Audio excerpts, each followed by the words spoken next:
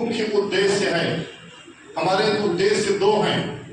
पहला कि माननीय मुख्यमंत्री जी से हम यह मांग करते हैं, हमारी महासभा मांग करती है, आदरणीय श्री ऋषि कुमार त्रिवेदी जी की अध्यक्षता में हमारी महासभा मांग करती है कि पीड़ित परिवार को, इन पीड़ित विधवा महिलाओं को न्याय दिलाया जाए, दोषियों के खिलाफ कड़ी से कड़ी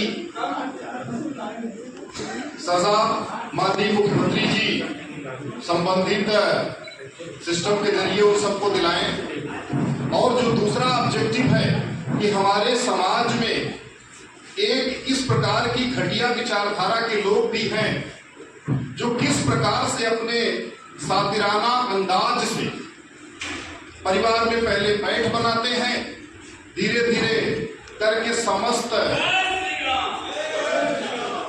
हमारे, क्योंकि समाज को ब्राह्मणों ने एक सनातन का जो प्रचार प्रसार और उसकी सनातन संस्कृति को जो संरक्षित रखा है, आज ऐसे परिवारों के साथ इस प्रकार की जो घटनाएं घट रही हैं, आज हम लोग एक के बाद एक निरंतर घटनाएं लव जिहाद की देख रहे हैं। लगभग हर परिवार में इसी प्रकार की घटनाएं हैं। जिहादियों की दृष्टि प्रॉपर्टी पे, जान माल पे है, किस तरह से प्रॉपर्टी हथियाया जाए। एक हमारी बेटी शिल्पी त्रिपाठी, जिसको मोनिश हसन नामक एक व्यक्ति ने उसको अपने झूठे प्रेम जाल में फंसाया, क्योंकि लव तक तो है नहीं, ये टोटली जहर है, टोटली विष है, जिसके पीछे एक बहुत ही कुत्सित मानसिकता है, एक घृणित सोच है। और जो हमारे समस्त समाज को, हमारे समस्त देश को और इस देश के अंदर जो राष्ट्रीयता है, संप्रभुता है, जो सामाजिक सौहार्द है, जो बिगाड़ कर और सारे ताने बाने को विकृत कर देना चाहता है, एक लव जिहादी सोच के कारण वो पहले वो शिल्पी त्रिपाठी से प्रेम विवाह करता है, उसका जबरदस्ती धर्म परिवर्तन कराता है, फिर घर में आना जाना शुरू हो जाता है, फिर कुछ खिला पिला देता है, फिर बात की मौत हो जाती है, फिर बड़े भाई को कुछ खिला पिला देता है और वही व्यक्ति हॉस्पिटल ले जाता है, संदिग्ध परिस्थितियों में उनकी मौत हो जाती है, फिर छोटे भाई की, और अब परिवार में कोई मर्द नहीं बचा। तो कहना तो बहुत विचित्र हो कि जो भी बहनें बची या तो विधवा महिलाएं बची, माताएं जो हैं विधवा हो गई। और उसके पश्चात मोनिश हसन नामक व्यक्ति अब दबाव बनाकर वो डीड लिखवा लेता है कि जिससे सारी प्रॉपर्टी शिल्पी जी की माता जी को भी डरा धमका के किसी भी तरह से वो अपने नाम पे सारी प्रॉपर्टी लिखवा लेता है। यह घटना है, जिस घटना पे हम न्याय को लेकर हमारे अखंड आर्यावर्त दंडी महासभा के राष्ट्रीय अध्यक्ष ऋषि त्रिवेदी जी, चंद्रमौली शुक्ला जी, गौरव वर्मा जी, सब लोग यहाँ उपस्थित हैं कि किस प्रकार से पीड़ित परिवार को न्याय मिले। हमारे सनातन की लड़ाई लड़ने वाले गौरव गोस्वामी जी भी हैं, संजय श्रीवास्तव जी हैं, ये लोग निरंतर, ये ऐसे चेहरे हैं दीक्षित जी, हम लोग निरंतर लव जिहाद के खिलाफ, अन्याय के खिलाफ, हम उस हर एक व्यक्ति के जो सनातन धर्म के लिए कुत्सित मानसिकता रखता है, जो कुत्सित सोच रखता है, जो सनातनियों को दंश पहुंचाना चाहता है, जो पीड़ित करना चाहता है, जो दुख देना चाहता है। और आज बहुत प्रकार के जो लव जिहाद, लैंड जिहाद, एजुकेशन जिहाद, अनेकों प्रकार के जो जिहाद चल रहे हैं, इसके विरोध में हमारी पार्टी, हमारा संगठन, हमारे राष्ट्रीय अध्यक्ष जी हैं, मैं अंतर्राष्ट्रीय महामंडलेश्वर बाबा महादेव जी, परम पूज्य परम वंदनीय बाबा आशुतोषांबर जी महाराज जी का शिष्य, आज मैं अपने मठ से, अपनी पूजा पाठ से और अपने धार्मिक सेवाओं को, अभी मैं कल ही काठमांडू से आया हूँ, यहाँ पे काठमांडू गया था, पोखरा गया था, वहां भी कुछ आध्यात्मिक पूजा और कुछ आध्यात्मिक कार्यक्रम थे, और नेपाल के काठमांडू के मुख्य पुजारी उनके राम शरण दास जी का बुलावा था कि महाराज जी एक बार अवश्य आइए, और वहां पे कौलेश्वर महादेव में जाकर पूजन अर्चन करके हम लोग आए हैं कल ही। लेकिन मैंने जब पता लगा, मुझे तो मैंने अपना आराम नहीं देखा। मैंने कहा कि सबसे पहले पीड़ित परिवार को न्याय दिलाना बहुत जरूरी है। ये निश्चय ही भारत के अंदर एक घटना नहीं है। मैं धन्यवाद देता हूँ, हिम्मत की दाद देता हूँ। महासभा द्वारा लव जिहाद को लेकर ये प्रेस कॉन्फ्रेंस हो रही है, किस तरीके का मामला है और जो पीड़ित है उनका आपकी जो समिति है वो किस तरीके से साथ देगी उसके बारे में? ऐसा है कि ये एक दुखद घटना है। मतलब इस टाइप की घटना का क्या निंदा करें कि आप ये सोचिए ठीक है, बोलिए सर।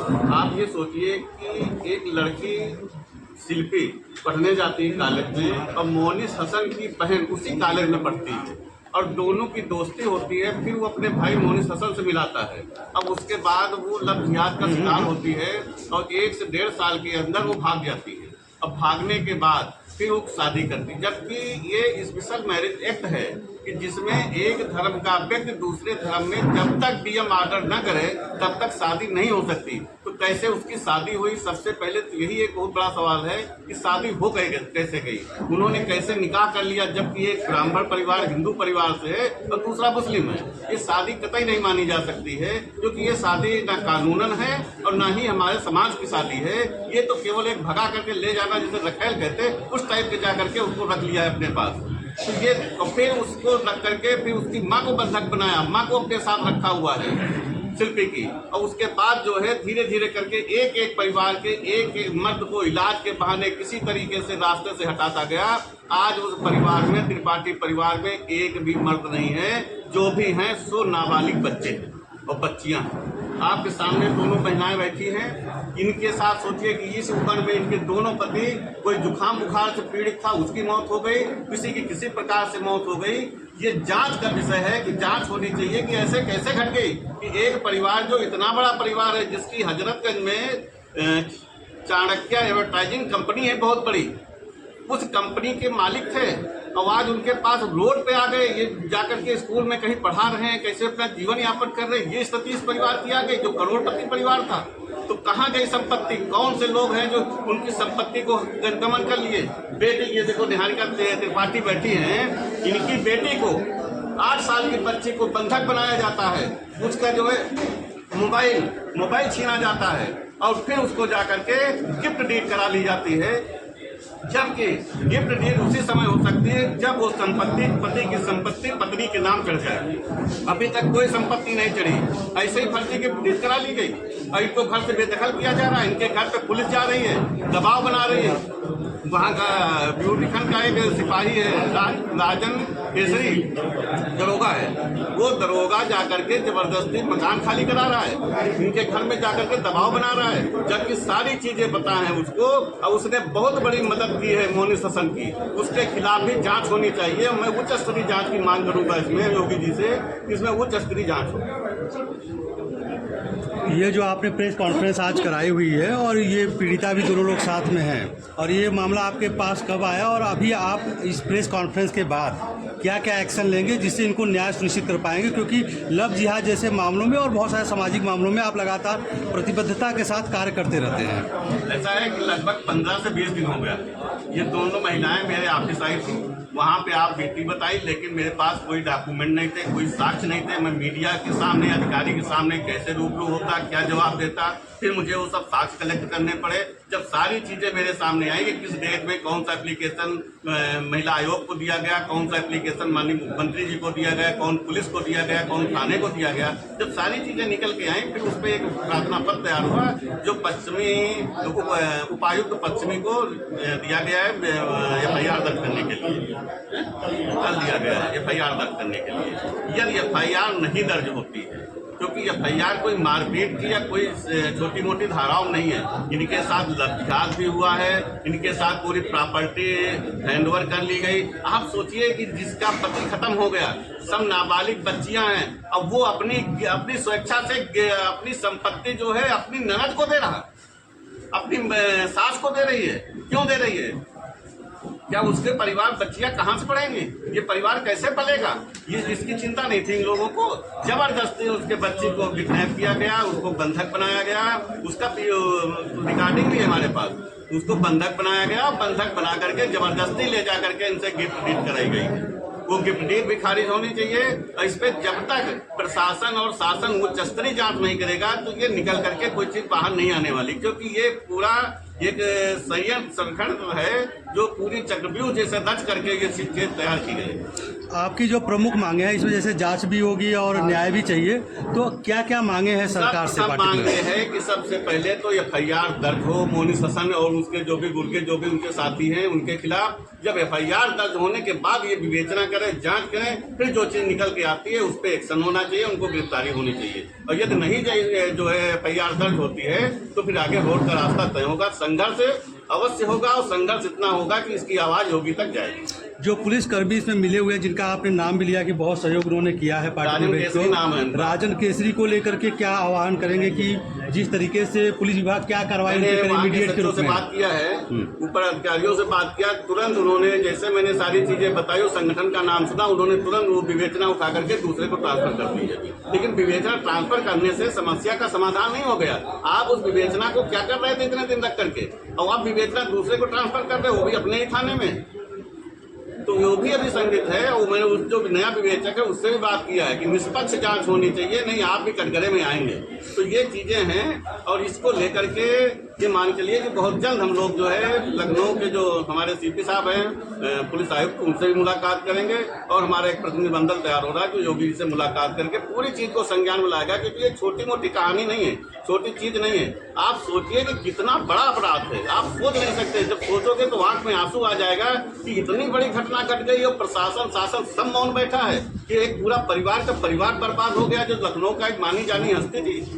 जो आपने एप्लीकेशन दिया हुआ है FIR दर्ज होने के लिए, पार्टिकुलर जिस व्यक्ति का मोहसिन का आप नाम ले रहे हैं, उनके अलावा और कौन कौन से संदिग्धों का आपने नाम दे रखा है जिनको सहयोग कर रहे हैं कि उनके खिलाफ केस दर्ज होना चाहिए? उसमें 3-4 लोग हैं, उसको मैंने पूरा प्रार्थना पत्र दिया है और हमने क्या प्रार्थना पत्र निहारिका त्रिपाठी जी के द्वारा दिया गया है, और क्योंकि यही मुख्य हैं, इन्हीं के द्वारा भी FIR दर्ज होगी तो वो पूरा दिया गया है। उसमें जैसे जो भी चीजें आएंगी मैं आपके सामने ला सकता। जैसे कि पीड़िता भी है तो क्या इनकी सुरक्षा की भी मांग की है? बिल्कुल मांग की गई है। जो प्रार्थना पत्र दिया गया उसमें सबसे पहले सुरक्षा की मांग की गई है। और 3 लोग इनके घर में कूदे 21 से 22 रात को, उस पर FIR भी दर्ज हो गई है।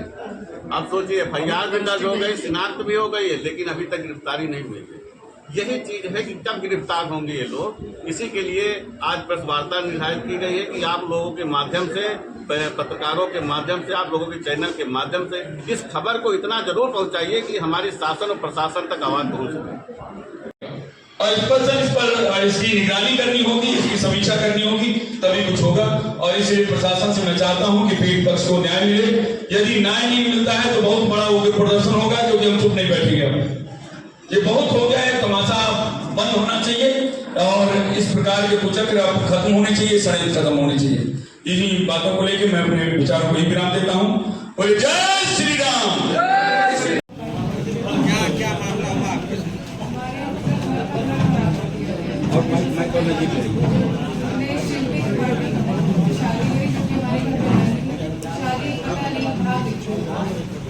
जो पूरा घटनाक्रम आप लोगों के साथ हुआ तो कभी आपको शक नहीं हुआ, कुछ आपने उसके पहले कोई कार्रवाई नहीं की उस शख्स के खिलाफ?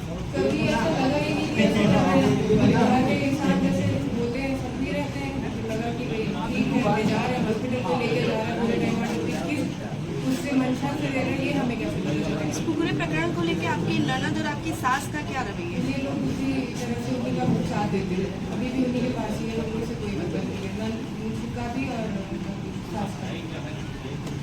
पुलिस प्रशासन की तरफ से आपके?